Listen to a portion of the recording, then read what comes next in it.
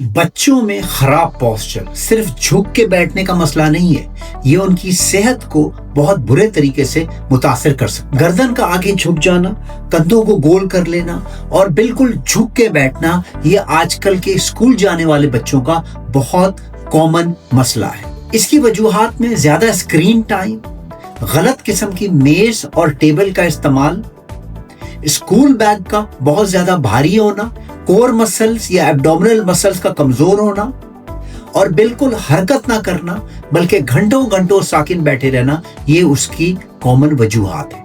غلط پوسچر بچے کی ریڑھ کی ہڈی کو متاثر کرتا ہے، سر میں درد، کمر میں درد کا سبب بنتا ہے۔ ایسے بچوں کا چیسٹ پوری طرح سے ایکسپینڈ نہیں ہو سکتا۔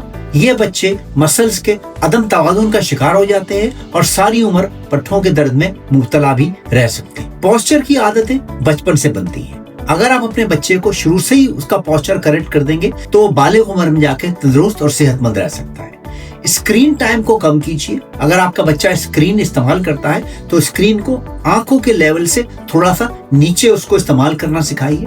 بچے کا اسکول کا بیگ اس کے وزن سے 10 سے 15% زیادہ کبھی بھی نہیں ہونا چاہیے۔ بچے کو اگر بہت دیر تک بیٹھے رہنے کی عادت ہے تو ہر تھوڑی دیر کے بعد اس کو حرکت کی عادت ڈالیں، باہر کھیل کود کے لیے اس کو انکریج کریں۔ اور اگر بچے کو آگے جھک کے بیٹھنے کی عادت ہے تو اس کو سیدھا بیٹھ کے گردن کو آگے رکھ کے کندھوں کو باہر رکھ کے اس طرح سے بیٹھنے کی عادت ڈالیں۔ اگر آپ اپنے بچے کو شروع سے ہی کریکٹ کریں گے تو اس کو آگے جا کے بہت فائدہ ہوگا۔ اس طرح کی مزید ٹپس کے لیے میرے YouTube channel doctor Suhail Anwar mind and body پر مجھے فالو کیجیے۔